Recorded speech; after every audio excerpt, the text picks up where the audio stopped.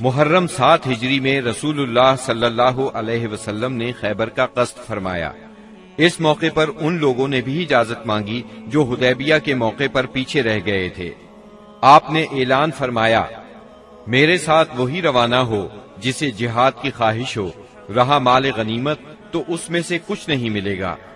اس کے نتیجے میں آپ کے ساتھ بیت رضوان والے 1400 اصحاب ہی روانہ ہوئے۔ آپ نے مدینے کا انتظام سبا عرفتہ بن غفاری رضی اللہ عنہ کو سونپا، پھر خیبر جانے والے جانے پہچانے راستے پر چل پڑے۔ قریباً نصف راستہ طے کرنے کے بعد آپ نے ایک دوسرا راستہ اختیار فرمایا جو ملک شام کی جانب سے خیبر پہنچاتا تھا۔ اس سے آپ کا مقصد یہ تھا کہ یہودیوں کے لیے ملک شام کی طرف بھاگنے کا راستہ بند کر دیں۔ آپ نے سفر کی آخری رات خیبر کے پاس گزاری، مگر یہودی بے خبر رہے۔ پھر فجر کی نماز اندھیرے میں پڑھی اور سوار ہو کر خیبر کا رخ کیا۔ ادھر یہود بے خبری میں اپنے پھاوڑے اور ٹوکریاں وغیرہ لے کر اپنی زمینوں کی طرف نکلے۔ انہوں نے اچانک لشکر کو سامنے دیکھا تو چیختے ہوئے بھاگے۔ اللہ کی قسم، محمد لشکر سمیت آ گئے۔ نبی صلی اللہ علیہ وسلم نے فرمایا، اللہ اکبر، خیبر تباہ ہوا۔ جب ہم کسی قوم کے میدان میں اتر پڑتے ہیں تو ڈرائے ہوئے لوگوں کی صبح بری ہو جاتی ہے۔ خیبر مدینہ منورہ سے 171 کلومیٹر شمال میں واقع ہے۔ اس وقت اس کی آبادی 3 حصوں میں بٹی ہوئی تھی، ایک نطات، دوسرے قتیبہ اور تیسرے شق۔ نطات میں 3 قلعے تھے، حصن نائم، حصن صعب بن معاذ اور حصن قلعہ زبیر۔ شق میں 2 قلعے تھے، حصن ابی اور حصن نزار، اور قتیبہ میں 3 قلعے تھے، حصن قموس، حصن وتیح، حصن سلالم۔ ان کے علاوہ خیبر میں مزید قلعے اور گڑھیاں بھی تھیں، مگر وہ چھوٹی تھیں اور طاقت اور حفاظت میں ان کے ہم پلہ نہیں تھی۔ رسول اللہ صلی اللہ علیہ وسلم نے نطات کے قلعوں کے مشرق میں تیروں کی پہنچ سے دور پڑاؤ ڈالا اور حصن نائم کے محاصرے سے جنگ کا آغاز کیا۔ یہ بہت بلند، محفوظ اور مشکل چڑھائی والا قلعہ تھا اور یہود کی پہلی دفاعی لائن کی حیثیت رکھتا تھا۔ اسی میں ان کا شاہزور بہادر مرحب بھی تھا۔ یہ 1000 مردوں کے برابر مانا جاتا تھا۔ چند روز تک فریقین میں تیر اندازی ہوئی، پھر رسول اللہ صلی اللہ علیہ وسلم نے فتح کی بشارت دیتے ہوئے فرمایا، کل میں جھنڈا ایسے شخص کو دوں گا جو اللہ اور اس کے رسول صلی اللہ علیہ وسلم سے محبت رکھتا ہے اور جس سے اللہ اور اس کے رسول محبت کرتے ہیں۔ آپ کا یہ فرمان سن کر سب انصار اور مہاجرین نے اس آرزو میں رات گزاری کہ جھنڈا اسے دیا جائے۔ صبح ہوئی تو آپ نے فرمایا، علی کہاں ہیں؟ صحابہ کرام نے بتایا، ان کی آنکھ آئی ہوئی ہے۔ آپ نے انہیں بلا بھیجا، وہ لائے گئے۔ آپ نے ان کی آنکھوں میں لعاب دہن لگایا اور دعا فرمائی۔ وہ اسی وقت شفا یاب ہو گئے، گویا انہیں کوئی تکلیف تھی ہی نہیں۔ پھر انہیں جھنڈا دیا اور فرمایا، جنگ سے پہلے انہیں اسلام کی دعوت دو۔ ادھر یہود نے اپنی عورتیں اور بچے شق کے قلعے میں بھیج دیے تھے اور اس صبح طے کیا تھا کہ کھلے میدان میں جنگ کریں گے۔ چنانچہ جب سیدنا علی رضی اللہ عنہ ان کے پاس پہنچے تو انہیں جنگ کے لیے تیار پایا۔ آپ نے انہیں اسلام کی دعوت دی، انہوں نے صاف انکار کر دیا۔ مرحب نے فخر اور غرور سے تلوار لہرائی اور دعوت مبارزت دی، یعنی اپنے مقابلے میں کسی کو بھی آنے کے لیے للکارا۔ اس نے یہ شعر پڑھا، خیبر جانتا ہے کہ میں مرحب ہوں، ہتھیار پوش، بہادر اور تجربہ کار، جب جنگ و پیکار شعلہ زن ہو۔ اس کے مقابلے میں سیدنا عامر بن اقوا رضی اللہ عنہ نمودار ہوئے۔ وہ کہہ رہے تھے، خیبر جانتا ہے میں عامر ہوں، ہتھیار پوش، شہزور اور جنگجو۔ پھر دونوں نے ایک دوسرے پر وار کیا۔ مرحب کی تلوار سیدنا عامر کی ڈھال میں پھنس گئی۔ انہوں نے چاہا کہ اپنی تلوار اس کی پنڈلی پر ماریں، لیکن ان کی تلوار چھوٹی تھی، اس کی پنڈلی تک پہنچنے کی بجائے پلٹ کر خود ان کے گھٹنے میں آ لگی۔ بعد میں انہوں نے اسی چوٹ سے انتقال کیا۔ نبی صلی اللہ علیہ وسلم نے سیدنا عامر کے بارے میں فرمایا، ان کے لیے دگنا اجر ہے، وہ بڑے جانباز مجاہد تھے، کم ہی ان جیسا کوئی عرب روئے زمین پر چلا ہوگا۔ سیدنا عامر رضی اللہ عنہ کے زخمی ہو جانے پر سیدنا علی رضی اللہ عنہ مرحب کے مقابلے پر آئے۔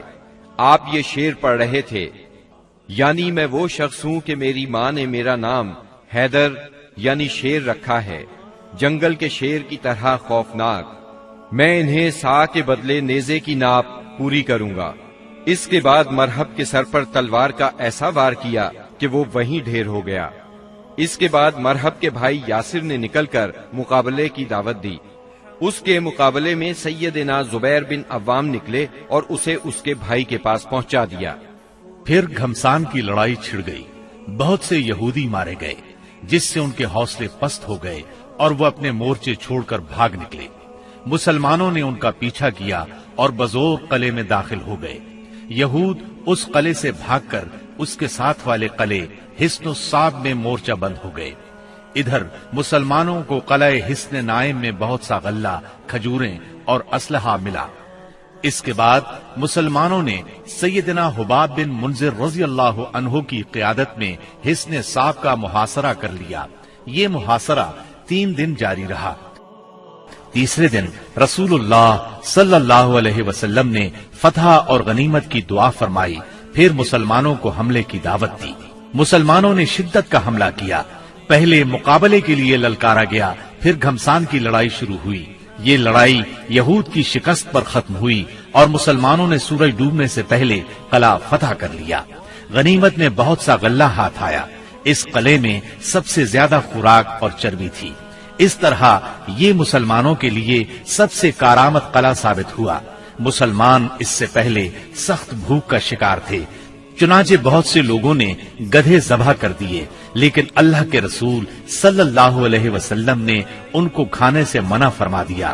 چنانچہ آپ کا حکم پا کر چولہوں پر چڑھی ہوئی ہانڈیاں الٹ دی گئی۔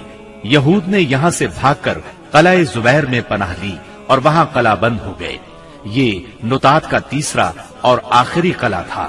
مسلمانوں نے آگے بڑھ کر اس کا بھی محاصرہ کر لیا۔ چوتھے دن ایک یہودی نے آ کر پانی کی بعض نالیوں کی نشاندہی کر دی۔ ان سے یہود پانی پیا کرتے تھے، چنانچہ مسلمانوں نے یہ نالیاں کاٹ دی۔ اس پر یہود نے باہر نکل کر سخت لڑائی کی، لیکن شکست کھا کر شک کی طرف پسپا ہو گئے اور حصن ابی میں قلعہ بند ہو گئے۔ مسلمانوں نے ان کا تعاقب کیا اور وہاں بھی ان کا محاصرہ کر لیا، چنانچہ وہ نہایت سخت لڑائی کے لیے تیار ہو کر نکلے۔ ان کے ایک بہادر نے نکل کر مقابلے کی دعوت دی اور مارا گیا، پھر دوسرا نکلا اور وہ بھی مارا گیا۔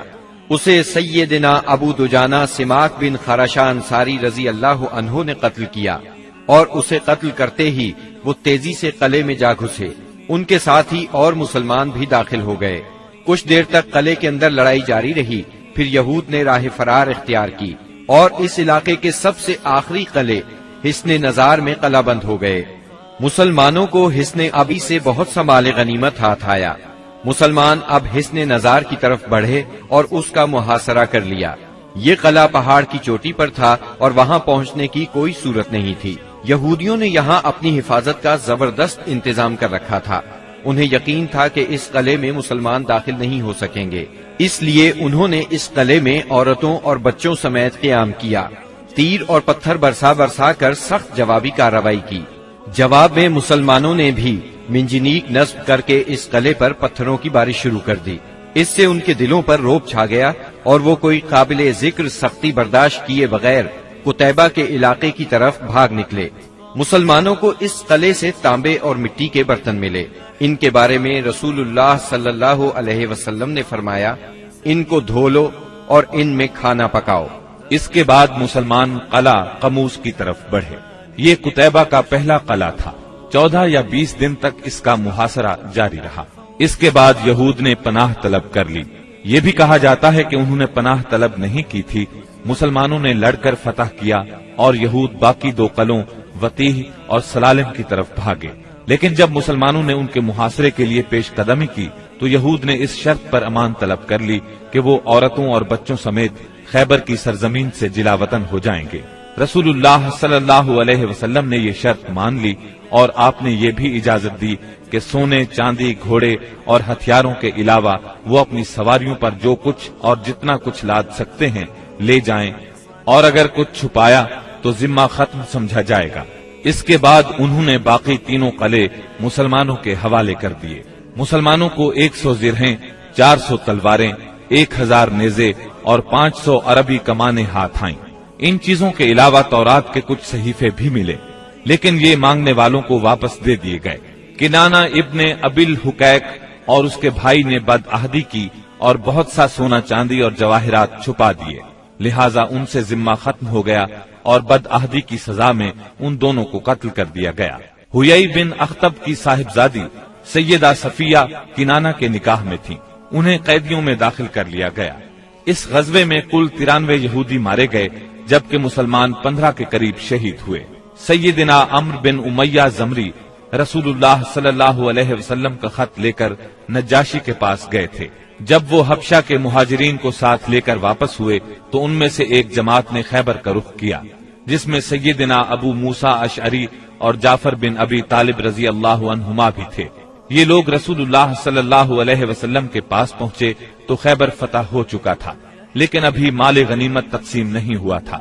نبی کریم صلی اللہ علیہ وسلم نے سیدنا جعفر رضی اللہ عنہ کو بوسہ دیا اور فرمایا، اللہ کی قسم میں نہیں جانتا کہ مجھے کس بات کی زیادہ خوشی ہے، خیبر کی فتح کی یا جعفر کی آمد کی۔ پھر جب مال تقسیم فرمایا تو انہیں بھی مال غنیمت میں سے حصہ دیا۔ سیدہ صفیہ بنت حیی بن اخطب کو جب قیدیوں میں شامل کیا گیا تو انہیں رسول اللہ صلی اللہ علیہ وسلم کی اجازت سے دحیہ بن خلیفہ کلبی رضی اللہ عنہ نے لے لیا، لیکن صحابہ کرام نے آ کر عرض کیا، اے اللہ کے رسول صلی اللہ علیہ وسلم، صفیہ صرف آپ کے شایان شان ہیں، وہ بنو قریظہ اور بنو نذیر کی سردار ہیں۔ اس پر رسول اللہ صلی اللہ علیہ وسلم نے انہیں بلایا اور اسلام کی دعوت دی، انہوں نے اسلام قبول کیا۔ اس پر آپ نے انہیں آزاد کر دیا، انہیں نکاح کی پیشکش کی، ان کے منظور کرنے پر آپ نے ان سے شادی کر لی اور ان کی آزادی ہی کو ان کا مہر قرار دیا اور انہیں عورتوں کے حوالے کر دیا۔ جب خیبر اور وادی القرا فتح ہو گئے، فدق اور تیما کے باشندوں نے اطاعت قبول کر لی تو آپ نے مدینہ واپسی کی راہ اختیار فرمائی۔ راستے میں سیدہ صفیہ رضی اللہ عنہا کی رخصتی عمل میں آئی۔ دوسری صبح آپ نے کھجور، گھی اور پنیر کا ولیمہ کھلایا اور 3 روز شب عروسی کے طور پر ان کے ساتھ قیام فرمایا، پھر روانہ ہوئے۔ سفر 7 ہجری کے آخر یا ربیع الاول 7 ہجری کے اوائل میں مدینہ منورہ تشریف لائے۔